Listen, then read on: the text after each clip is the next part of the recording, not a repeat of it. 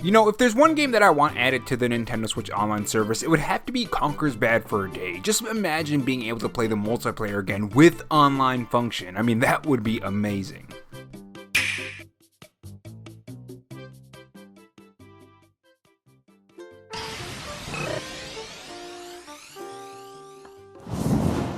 Hey guys, it's Rob here, and welcome back to the Robo-Chan Show, where we take the gaming news format that channels like Spawnwave or Arlo do, add a dash of animation and some cool editing on top to bring you your gaming news, leaks, and rumors in a fresh new way. If you're new here and want to be kept up on everything gaming, make sure you subscribe to the channel and leave a like if you enjoy the video and dislike if not.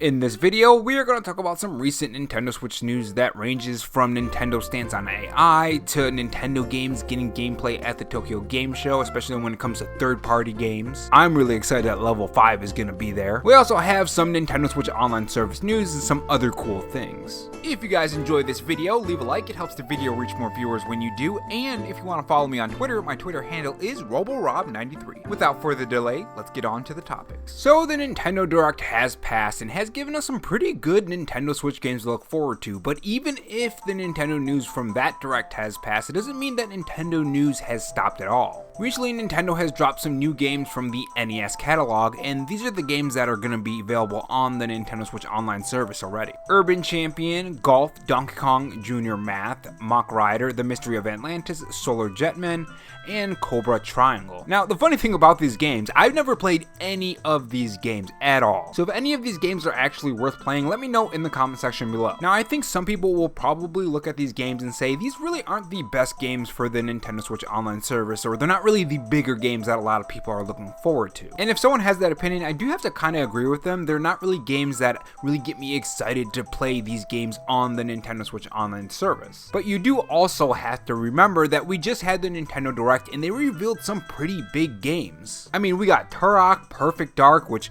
had its own slew of problems. If you guys haven't heard, Perfect Dark really isn't in the best state on the Nintendo Switch Online service, which really sucks because I have a lot of fantastic memories on Perfect Dark as a kid, and I really wanted to play that with friends, but I mean, if it's having all those problems like frame rate problems and different effects not loading properly, from my memory anyways, but essentially it's a lot of different kind of problems that are just interrupting the gameplay of Perfect Dark, and it's not making it fun to play. I don't really want to play it, at least until they fix it. But anyways, my point is, we got some pretty big games at that Nintendo Direct, so I can see why Nintendo's dropping these smaller games now. Or maybe you consider them big games. Make sure you guys tell me in the comment section below. Maybe they are worth playing. And moving on to the next news, we got some Luigi's Mansion news. Now, Luigi's Mansion 2 HD is something that a lot of people are talking about on whether or not it's worth playing, or more specifically, is it worth the price? It's $60. There's been a lot of back and forth that I've been seeing online. Some people say that it's worth $60. There's a lot of big upgrades in this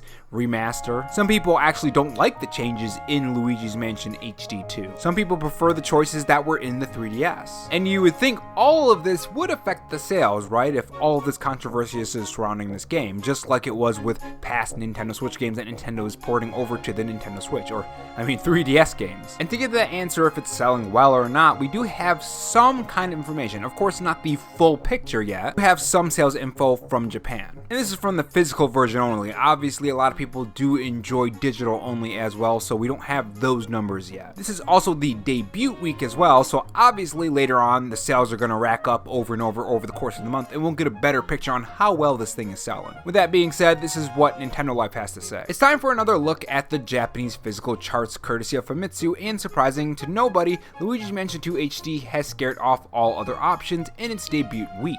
Nintendo's latest remaster comes out at the top of the pile, this time with a tasty 88,425 copies sold. Its predecessor, Luigi's Mansion 3, also returns to the top 10, landing in the 7th place with an additional 4,438 sales in the last week. And as you can see, number 2 is Animal Crossing New Horizon, which, by the way, I do want to rebuy that. I ended up selling that for, I think, giving money towards Tears of the Kingdom, if I remember correctly. But number 3 is Mario Kart 8 Deluxe, and then we have Elden Ring on number 4, and Paper Mario and the Thousand Year Door at number 5, and Luigi's Mansion 3 is number 3. Or not number 3, number 7, I mean. And you know what? Interesting enough, when it comes to the consoles, between all of the consoles, PS5, Switch, Xbox Series S, and all that great stuff, Nintendo Switch OLED is on top for this week, which is really shocking. I mean, the Nintendo Switch still sells very, very well.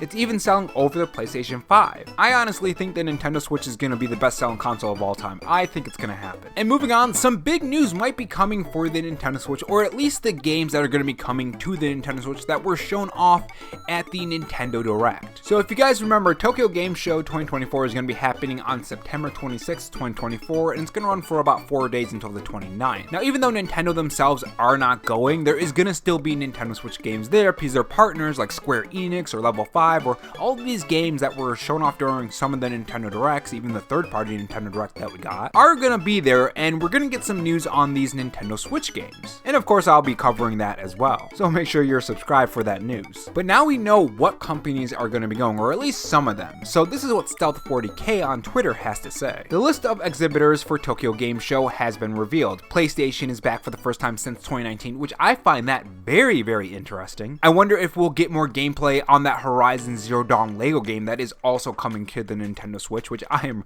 really excited for. If you guys didn't know, I also own a PS5 too, not just a Switch, and kind of strong PC. It's not too strong. No, honestly, it's weak. It's a weak PC. I mean, it plays some of the games on PC, but I gotta upgrade it. But yeah, that is interesting that Microsoft is gonna, or not Microsoft, PlayStation is gonna be there. Which, speaking of Microsoft, they're not gonna be at the showcase. And I feel like they already showed a lot of their stuff at their Nintendo Direct or their June showcase, whatever you want to call it. So that does make a lot of sense. But the other companies, third-party games, Square Enix, Sega, Level 5, Capcom, Namco, and others will be participating at the Tokyo Game Show. Now, we know specifically Sega said that they do want to support more on the Nintendo Switch. They want to bring a lot of their IPs there. And we also know that Square Enix wants to bring a lot of games to the Nintendo Switch too, also as well. I think you can kind of say that for a lot of the gaming industry. When the Nintendo Switch first came out, a lot of people, or a lot of companies I should say, I don't know why I called the companies people, but a lot of companies were kind of iffy on the Nintendo Switch because of the Wii U. I mean, it sold less than 15 million units. I love the Wii U, but let's be honest, it was a pretty big disaster for Nintendo, but they bounced back more than they could ever hope. Honestly, there has to be some kind of documentary made on just the comeback of Nintendo coming off of the Wii U. I would 100% watch that. But anyway, Stealth40K says that Nintendo is listed in the business meeting area as they usually are. And he says historically Nintendo has a September Nintendo Direct, because I mentioned that in my last video, by the way. So it does make sense that this being placed in September, that they wouldn't be at the Tokyo Game Show. So this does make me wonder if they are going to be doing a Nintendo Direct. And again, in my other video, I asked the question, what is Nintendo going to do during that time? Are they going to show the Nintendo Switch 2? Because they said it's going to be coming out in 2025. They never said anything about the reveal. We also have to remember that during one of the investor meetings, I believe, I forgot which one it was about 1 or 2 years ago, they said they weren't going to be doing any new hardware until March of 2025, or after I should say. But they never said anything about revealing a new console though, so it's going to be interesting to see. But yeah, games from Square Enix should be there. And honestly, Square Enix, Sega, Level 5, Capcom, Namco, these companies have a lot of great games coming up for the Nintendo Switch, so I'm pretty excited for the Tokyo Game Show. And moving on, Nintendo has talked about AI in their games, or at least what their stance is on using AI in their games and AI-like technology. This is what they said in a Q&A with investors, and this is Shintaro Furukawa, the Nintendo president. In the gaming industry, AI technology has been long used to control enemy character movements, so game development and AI technology have always been closely related. Generative AI, which has been a hot topic in recent years, can be more creative,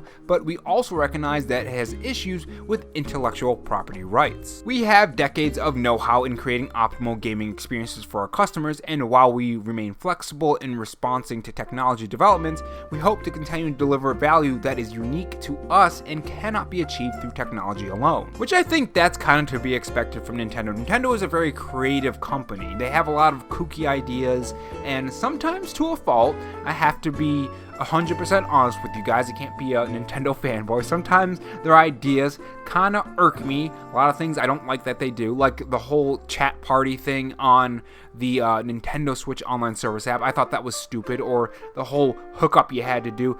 Just give us regular old chat rooms like on PlayStation and Xbox. Just Make it easy. But this stance, I think, is a pretty big win. I think we can pretty much all agree on that. But yeah, that's the last topic for today. Let me know what you guys think in the comment section below, and I will see you guys in the next video. And if not, on your way out, make sure you subscribe for more videos and also have that notification bell on. And if you want to support the channel in any other way, there is my Patreon and Twitter account in the pinned comment if you're interested in those. Oh, and also have this donut if you're still sticking around for me rambling. Thanks for watching, guys, and remember, stay safe, stay charged, and have a good one.